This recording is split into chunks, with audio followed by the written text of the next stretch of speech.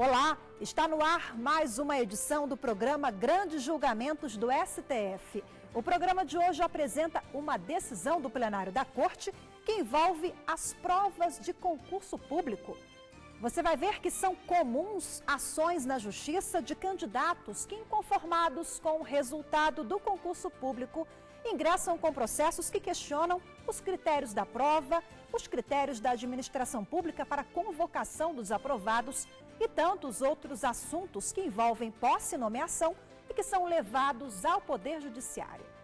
Mais recentemente, uma decisão do plenário do Supremo promete barrar essas novas demandas. A Suprema Corte entendeu que os juízes não podem interferir em critérios fixados por banca examinadora de concurso, somente em caso de flagrante irregularidade ou inconstitucionalidade.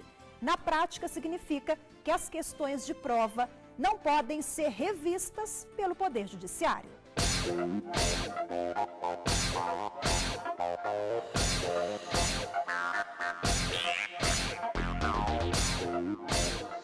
As bancas examinadoras são responsáveis pela elaboração, divulgação e organização de todo o concurso público. O CESP, Centro de Seleção e de Promoção de Eventos da Universidade de Brasília, é uma delas.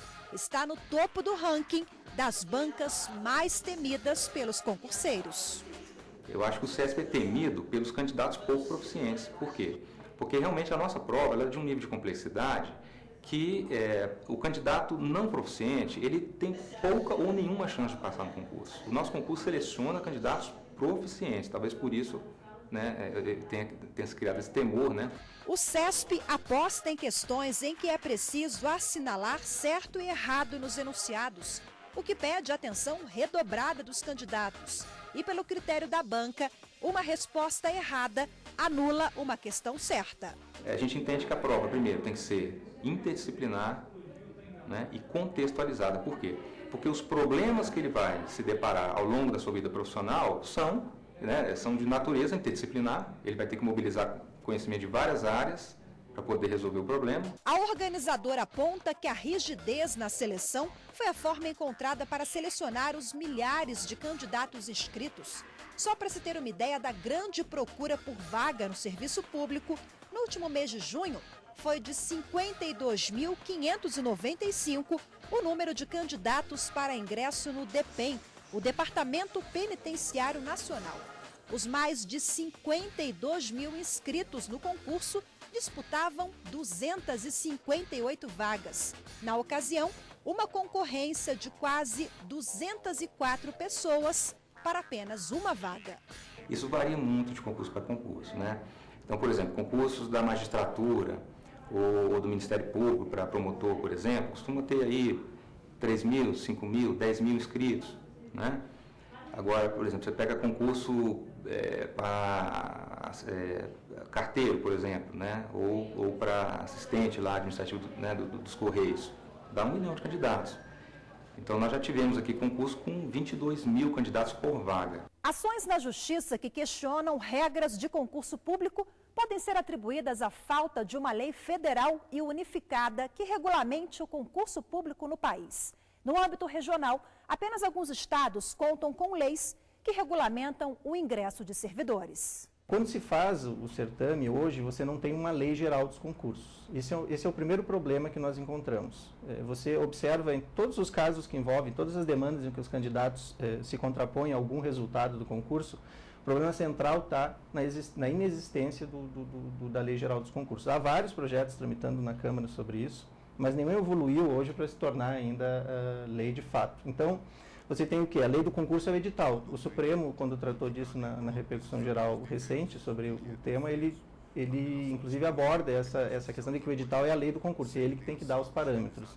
Especializado em direito do servidor público e direito dos concursos públicos, o advogado Rudy Cassiel explica que na falta de uma lei, a defesa dos candidatos depende de decisões judiciais e revela uma intensa demanda de processos. Em relação ao provimento, você tem vários problemas como terceirização, comissionamento indevido, desvio de função, casos em que o candidato é aprovado, mas não consegue ser nomeado.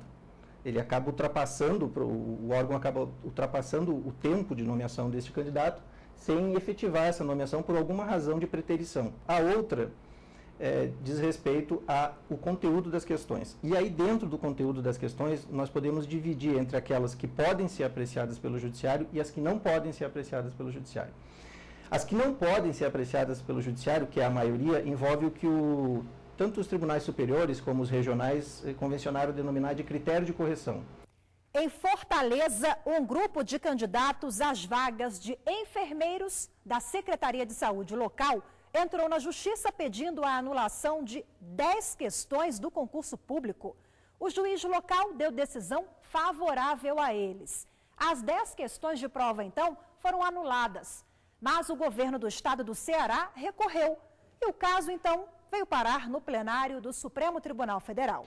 Os candidatos que entraram com o recurso no Tribunal de Justiça do Ceará alegavam que alguns dos itens impugnados na prova possuíam mais de uma resposta correta e que existiam respostas baseadas em bibliografia que não constava no edital. Na Suprema Corte, o entendimento foi favorável ao recorrente, no caso, o governo do Ceará. 2 amiticures, os chamados amigos da corte, que são terceiros envolvidos com interesse direto na causa, atuaram no julgamento. O caso em exame fala por si só. O Tribunal Cearense amplia a bibliografia estabelecida no edital e, por conta disso, constata que há 2 respostas certas. Aliás, aqui poderia-se dizer que, dada a vastidão de entendimentos doutrinários e científicos e mais os diversos entendimentos que hoje circulam na rede mundial de computadores, poderíamos constatar a existência de multiplicidade de respostas plausíveis. Assim, quando um órgão julgador ingressa nesse mérito, introduzindo critérios para além do que decidiu a banca examinadora, toma para si uma qualificação técnica que não detém. A Ordem dos Advogados do Brasil também defende a manutenção da jurisprudência do Supremo Tribunal Federal, no sentido da impossibilidade do Poder Judiciário anular questões de concurso público e proceder à revisão da correção realizada pelas bancas examinadoras, salvo situações teratológicas de erro grosseiro e salvo em situações de desconformidade com o edital. Ao realizar esse tipo de controle, o Poder Judiciário já ingressa de maneira muito minuciosa em diversos aspectos dos concursos públicos. Ingressa, por exemplo, na verificação da compatibilidade do concurso com o programa. Verifica se a prova é realmente compatível com o programa que consta do edital. O Poder Judiciário tem amplíssimas capacidades institucionais para verificar a regularidade do procedimento do certame, para verificar a imparcialidade da banca examinadora, a observância do procedimento previsto no edital, mas, porém, não reúne as capacidades institucionais necessárias para ingressar no exame do mérito das questões. Os ministros, por maioria, reafirmaram a jurisprudência do tribunal e entenderam que somente em casos de flagrante ilegalidade ou inconstitucionalidade, o judiciário pode entrar no mérito administrativo para rever os critérios de avaliação e de correção impostos pela banca examinadora do concurso. Essa decisão não significa que as bancas podem tudo, porque o judiciário continua atuando no controle da legalidade do concurso, que inclui as questões de prova.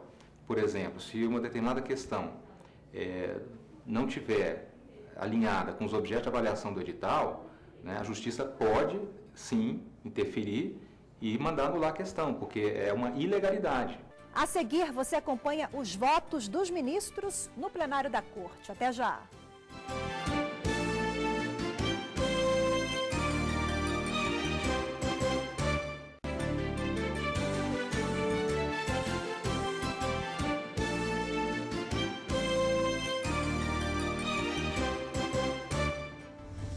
Uma decisão que pode mudar os planos de candidatos que pretendiam rever alguma questão de prova de concurso público na Justiça. O Supremo Tribunal Federal entendeu por maioria que o Judiciário não pode intervir e realizar o controle jurisdicional das questões impostas pela banca examinadora. Foi uma decisão que nos agradou muito, eu acho que é uma decisão muito oportuna, muito sábia do Supremo, né? E nos trouxe muita tranquilidade, tanto para as organizadoras quanto para candidatos. Porque a gente pode trabalhar sabendo que o judiciário não vai interferir em questões acadêmicas. Se você tiver uma circunstância que é à primeira vista perceptível, o judiciário, em tese, pode fazer a intervenção. Pode dizer que aquela questão é nula. Agora, se você tiver uma situação onde, de fato, você vai demandar uma interpretação do julgador, é muito difícil, se não impossível, e agora, depois da repercussão geral, julgada pelo Supremo, isso vai pautar o que antes era jurisprudência corrente, mas admitia algumas divergências. Hoje, nem essas divergências devem se ter mais.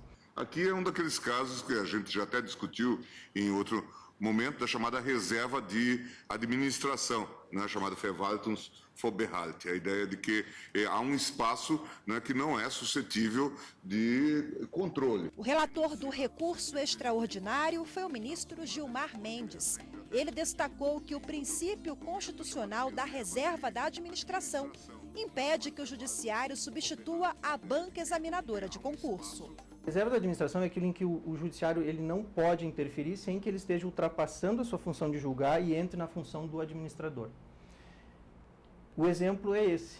Quando a banca resolve estabelecer uma questão, se ela entende que a disciplina pode ser exigida daquela forma e ela está dentro da sua ciência, né, dentro dos labirintos que a sua ciência traz, eu não posso, juiz, ir lá dizer qual é a ciência que ela tinha que ter aplicado, qual é o conhecimento, a forma de aplicar aquele conhecimento. Porque a forma de aplicar esse conhecimento e de exigir esse conhecimento, desde que eu tenha previsto no edital, é da administração. Senão ele viola, e aí entra a questão constitucional explícita, que foi o que o ministro Gilmar usou na repercussão geral, que é a violação ao artigo 2º da Constituição, que trata do princípio da separação dos poderes. Vale ressaltar que a jurisprudência do Supremo apenas admite, nas controvérsias sobre o concurso público, que o Poder Judiciário verifique se o conteúdo das provas coincide com o exigido pelo edital do certame. O que não ocorreu aqui, o que se disse aqui é que teria havido uma violação do edital porque determinadas questões não encontrariam respaldo na bibliografia indicada no edital. Então, não guarda a relação com o controle do edital. No entanto, houve indevido ingresso do Poder Judiciário na correção de provas de concurso público em flagrante violação à jurisprudência já multicitada. Assim, tendo em vista que o acordo recorrido conflita com a firme jurisprudência do Supremo sobre o tema, estou dando provimento ao recurso. Em matéria de concurso público, a intervenção do Poder Judiciário deve ser mínima. Se num caso concreto a intervenção do Judiciário modifica o critério da banca, isso tem uma repercussão negativa enorme no conjunto dos demais candidatos, e a linha básica do concurso o princípio básico da isonomia. Esse caso concreto é bem pedagógico, porque se trata de um concurso para um cargo na área de enfermagem. Num caso desse, o juiz necessariamente vai depender do concurso de outras pessoas. Não se pode dizer que o judiciário seja um especialista na área de enfermagem. Ele vai depender necessariamente de outra pessoa. Em outras palavras, o juiz vai substituir a banca examinadora por uma pessoa da sua escolha. Isso deturpa o princípio do edital. Eu acompanho Sua Excelência, entendendo que não cabe ao Judiciário substituir a banca examinadora no controle do mérito propriamente do ato administrativo, que há sim de o exame se fazer, do meu ponto de vista, como agora destacou também o ministro Teori, de forma minimalista. Na verdade, na essência, o caso revela um concurso para a enfermagem em que anulou-se uma série de questões porque elas poderiam ter outras alternativas, e aí sim verifica-se que a pretensão, em caso da decisão judicial, foi se substituir a banca examinadora, e aí a resposta do Supremo Tribunal Federal ela tem sido recorrente. A grande procura por uma vaga no serviço público pode estar atribuída à estabilidade no emprego e à garantia de um bom salário. Mas, diante de milhares de pessoas que têm o mesmo sonho, passar no concurso público, o que fazer? Para a ministra Carmen Lúcia do Supremo, há uma saída: repensar o atual modelo de seleção. Verdadeiramente, presidente, eu tenho repetido que nós vamos ter que depois mudar a fórmula do concurso público, porque concurso público é feito para selecionar os melhores. Com os números que nós temos no Brasil, concursos públicos que têm até 1,5 milhão de candidatos, como o caso de professores em Minas Gerais, os concursos são feitos para eliminar uma vasta gama, especialmente na primeira etapa do concurso, para ficar viável às bancas examinadoras chegar-se ao seu final. Quer dizer, no mundo inteiro foi pensado, no direito administrativo, cuja fonte no Brasil é a França, de se selecionarem os melhores por concurso. Mas com 1,5 milhão de candidatos no concurso, a banca examinadora não seria capaz de chegar ao final apenas com elementos que permitissem avaliar melhores.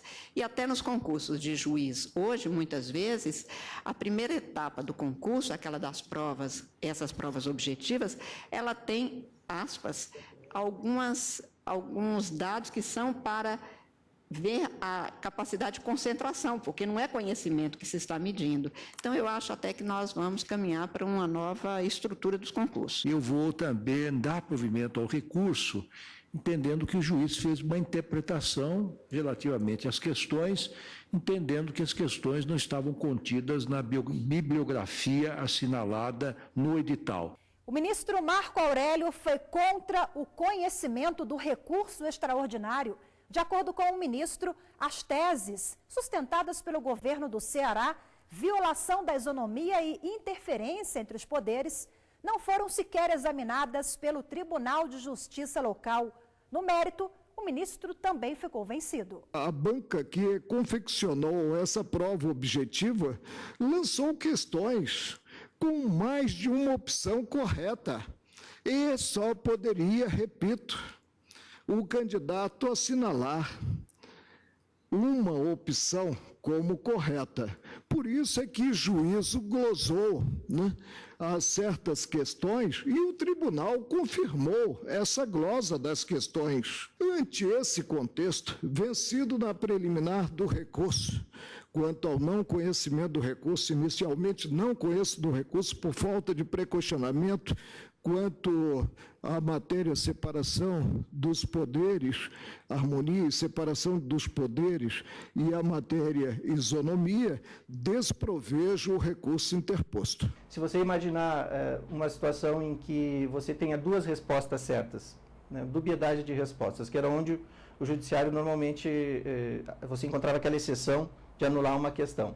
Se você, para descobrir que essa dubiedade de respostas, essas duas respostas existentes, você vai ter que andar pela disciplina, se isso não é uma coisa grosseira, ou seja, as duas respostas foram idênticas, como eu falei antes, o judiciário não vai tratar desse tema.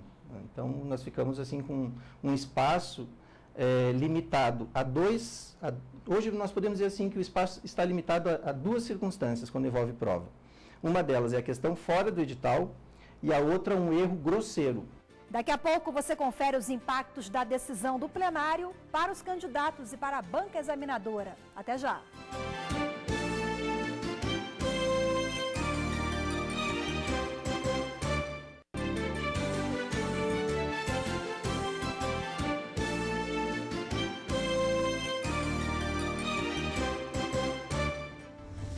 Estamos de volta com o programa que apresenta hoje um julgamento do plenário do Supremo sobre a atuação do Poder Judiciário na elaboração de critérios para a realização de provas de concurso público. Nesses casos, ficou decidido que a autonomia é da banca examinadora. Os ministros estabeleceram que um juiz só pode anular uma questão de prova de concurso público se houver um erro grosseiro ou quando o edital fizer exigências ilegais para a seleção. Este advogado especialista em direito administrativo e que atua em demandas de candidatos explica quais os princípios previstos no artigo 37 da Constituição que regulamenta o ingresso do candidato no serviço público. Vamos imaginar o seguinte, o artigo 5º ou o artigo 37 da Constituição, lá tem os princípios legalidade, impessoalidade, moralidade, publicidade e eficiência. Você tem 5 princípios lá no artigo 37 da Constituição. A banca, em tese, de um concurso, ela está vinculada a todos esses princípios. Então, se ela se afastar da legalidade, que é o próprio edital, aí entra o controle jurisdicional. Por isso que o judiciário pode interferir no resultado se não houver respeito ao edital. A exigência de um conteúdo fora, por exemplo. Impessoalidade, ela não pode privilegiar um candidato em detrimento de outro, do ponto de vista de pessoalizar a correção. Você tem a moralidade, ela tem que respeitar princípios como eu, se fosse examinador de uma banca, não usar de malícia ou de indução em erro para medir o conhecimento do candidato. Eu quero saber se ele sabe a matéria, eu não quero saber se ele é mais ou menos esperto, se ele é mais ou menos sensitivo, se ele é místico, eu não quero saber disso. Eu quero saber se ele sabe o conteúdo. Então, e a eficiência, o concurso já mede isso, né? Justamente por isso. Só vai medir se você tiver apto conhecendo a matéria. A decisão do Supremo terá efeito em pelo menos 196 processos sobre estados em tribunais de todo o país que discutem o mesmo tema. Isso porque a matéria teve a repercussão geral reconhecida pelo Supremo. A tese aprovada foi minimalista, mas terá o poder de barrar milhares de novas ações sobre o assunto. A redação é a seguinte: os critérios adotados por banca examinadora de concurso não podem ser revistos pelo Poder Judiciário. Nos deixa mais tranquilos, né, enquanto banca, porque a gente pode trabalhar com tranquilidade, né, de que o Judiciário não vai interferir em questões acadêmicas, né, o que não significa que ele não possa exercer o controle de legalidade sobre as questões de prova, sobre o concurso e incluindo as questões de prova, certo? Então, é preciso destacar isso. Essa decisão significa que o juiz não pode substituir a banca, ele não pode entrar em mérito acadêmico, né? Por exemplo, se você fez uma questão discursiva, a banca atribuiu uma determinada nota, não pode agora o juiz ir lá e alterar a sua nota, porque ele estaria entrando no mérito acadêmico da questão. O judiciário não pode entrar nesta etapa que é reservada à administração para dizer como ela tem que agir. Senão ele viola, e aí entra a questão constitucional explícita, que foi o que o ministro Gilmar usou na repercussão geral, que é a violação ao artigo 2º da Constituição, que trata do princípio da separação dos poderes. Ao judiciário cabe julgar, ao executivo executar e ao legislativo legislar. E do ponto de vista do exercício dessas funções, isso não é estanque. Eu posso ter, na aplicação da prova, o próprio judiciário atuando na função administrativa. Então, não invadia o que é reserva da administração e não invadia esse território onde a discricionariedade atribuída à banca examinadora permite, e ali é o Estado que está representado, permite aplicar a questão da forma como aconteceu, por exemplo, no Estado do Ceará, que gerou o julgamento no Supremo Tribunal Federal. E o programa de hoje fica por aqui. Lembrando que se você quer rever esta ou outras edições, é só entrar no site da TV Justiça, tvjustiça.jus.br, e procurar o link do programa Grandes Julgamentos do STF. Temos um encontro marcado no próximo programa. Obrigada pela companhia e até lá. Tchau.